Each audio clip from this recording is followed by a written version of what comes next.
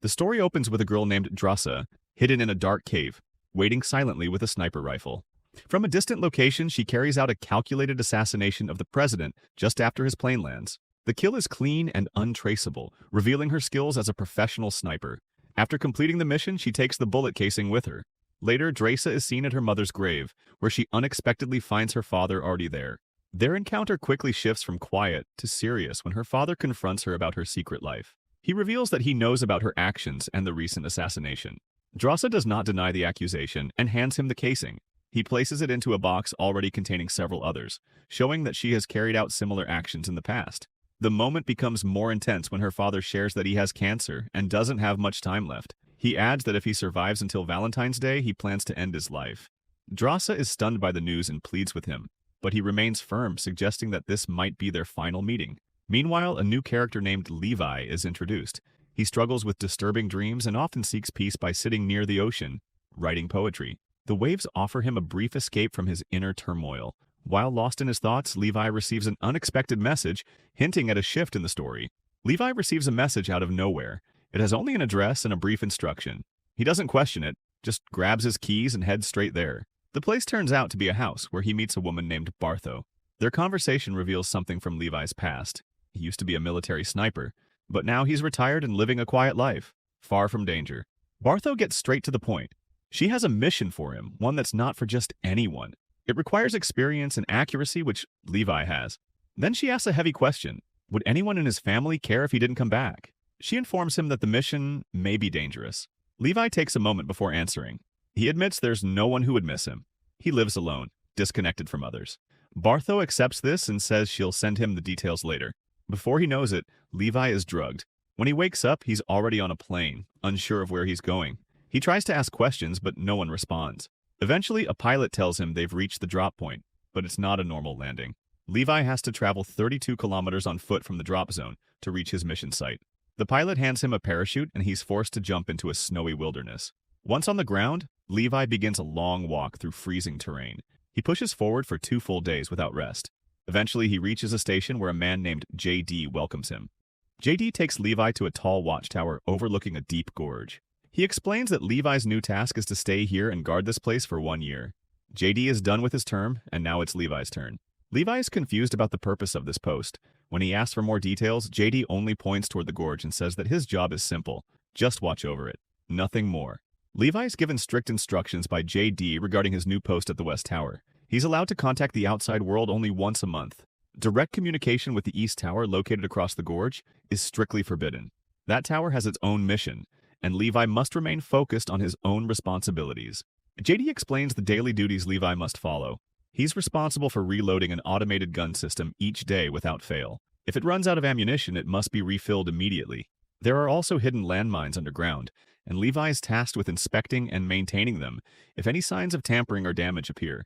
Despite these clear instructions, Levi still doesn't fully understand his purpose. When he asks if the job is to stop intruders from getting too close to the gorge, JD corrects him. He's there to make sure nothing escapes from within. JD throws an explosive into the gorge, and the resulting rumble signals something moving below. What follows is a deep rumble and an unsettling sound from below. It's not a random noise, it's something alive and dangerous. Levi understands the threat is more severe than originally explained. JD reveals that inside the gorge are creatures known as loins. These aren't ordinary animals, they're ancient and deadly beings that must be kept contained. Levi's real mission is to prevent them from ever reaching the surface. JD shares a dark piece of history. Back in 1940, 3 full battalions were sent into the gorge to confront these creatures. None returned, and no explanation was ever found. Finally, JD tells Levi about a specific alarm called the Stratig alarm. If it ever activates, Levi must abandon everything and escape immediately. Even JD doesn't fully know why, but the warning is absolute. As they prepare to part ways, they notice a new officer taking position in the East Tower, continuing the rotation. JD confirms that Levi's tower is fully stocked for the year, though he can hunt if needed. The mission is now in Levi's hands. JD explains that the entire operation, including the gorge and the mission, has remained a secret for 75 years. No one outside the mission has any idea it exists, and that secrecy must never be broken. The events that happened in the past, including the disappearance of the soldiers, must remain hidden forever. After delivering all the instructions and truths, JD steps outside. He lights a signal flare, and soon a helicopter arrives to pick him up. As JD climbs aboard, he's asked for identification by an officer inside. Everything seems normal, but the moment JD turns his back, the officer silently pulls out a gun and shoots him. JD dies instantly. This makes it clear that the secrecy of the mission is enforced even after service ends. The level of secrecy around the gorge is absolute, even for those who completed their service. Back in the tower, Levi quietly begins his duties. He follows the routine as instructed, reloading the automated gun, checking the landmines, and keeping watch over the gorge. A month passes without incident. When the time comes, he sends a brief monthly report stating that all is normal. He says no more and ends the message, sticking strictly to protocol. Later, while looking through some old books, Levi finds writings on the wall, short, personal messages left behind by former guards. They appear emotional, possibly left by people who saw or experienced something disturbing.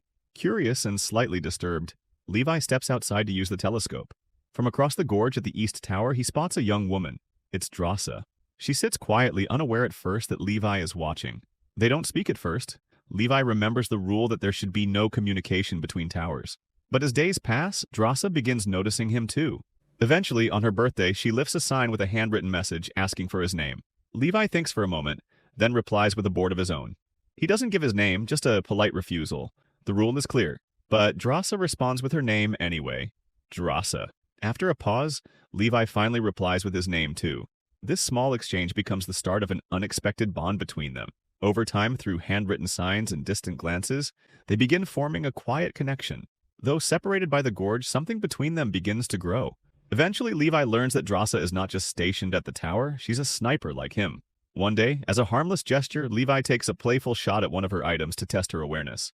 Drasa reacts instantly, but instead of aiming at him, she points her rifle at something else entirely. She spots movement behind Levi.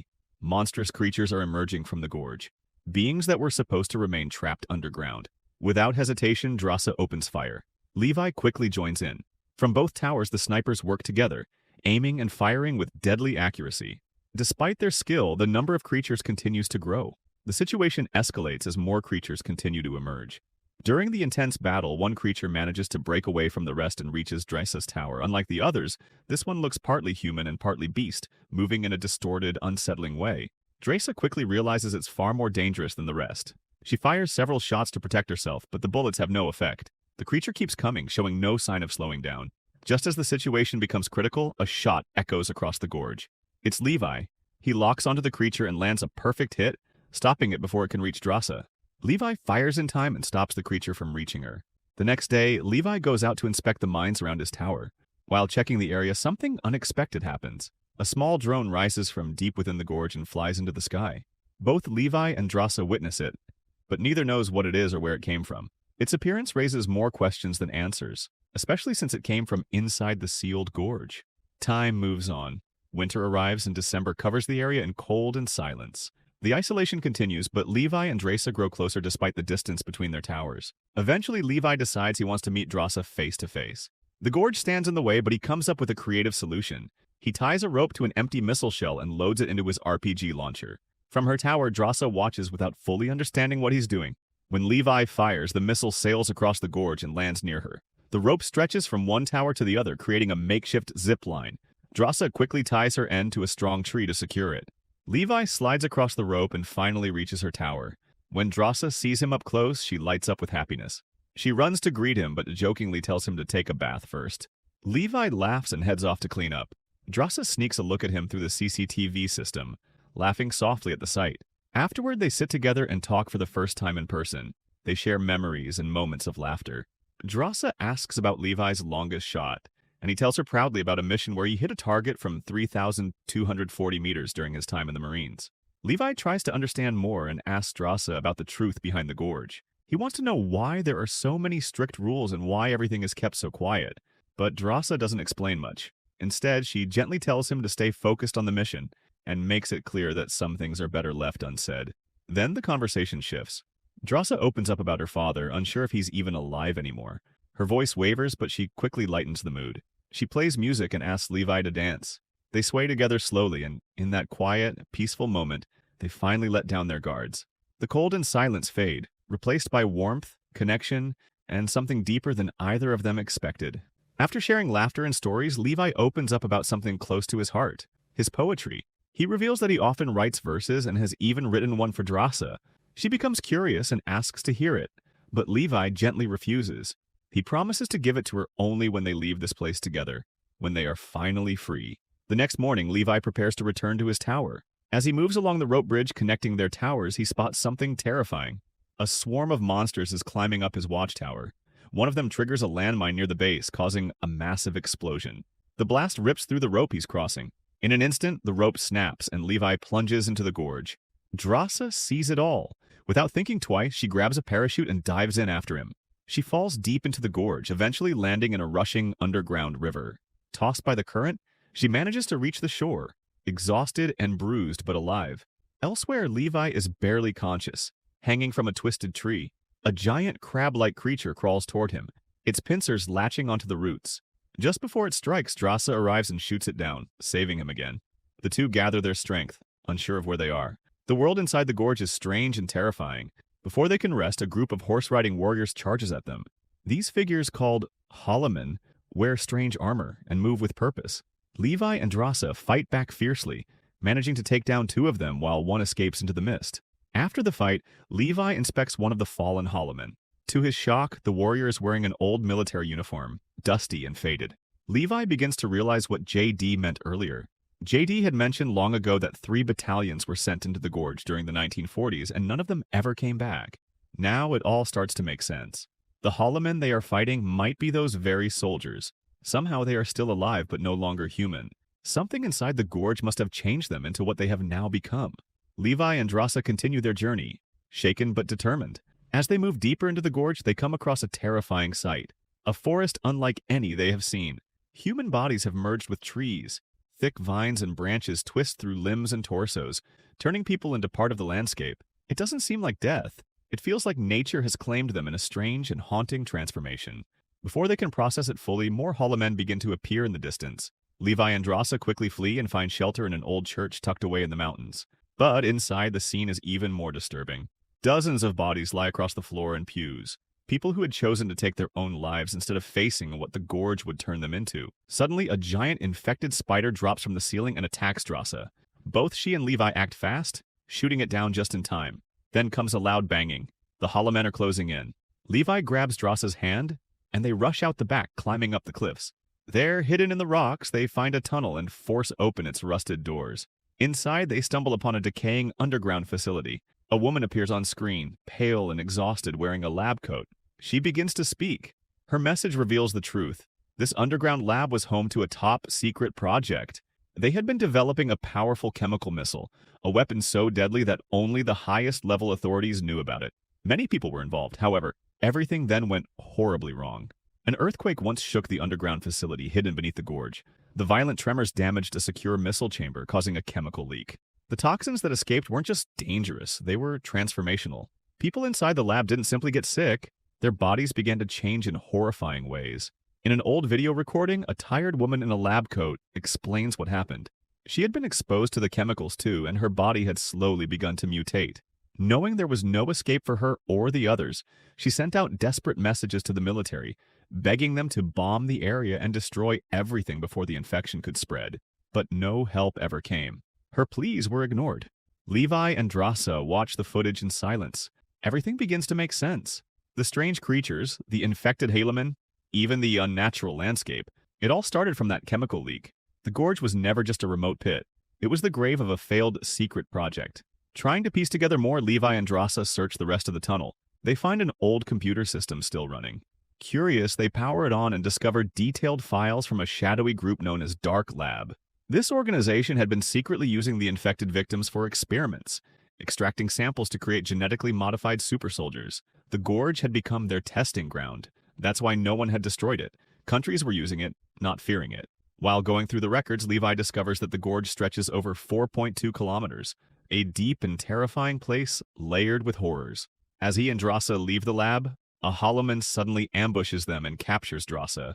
Bound in rope, she's dragged away through the snow. Levi chases them, eventually finding her tied to a tree near a massive missile, the likely source of the original disaster. Drasa breaks free and fights back, but the creature is overpowering. Just in time, Levi arrives and kills it. As he looks closely, he realizes the Holoman was once a soldier, probably from the original watchtowers. The thought shakes them both. They could have ended up the same way if they had stayed longer. Acting fast, they prepare to escape. Levi finds an old vehicle nearby. He fixes the battery and ties a rope to help pull them up the hill towards safety. But their hope is short-lived. A group of Hollomen appears, attacking from the shadows. Levi and Drasa fight back, firing every last bullet.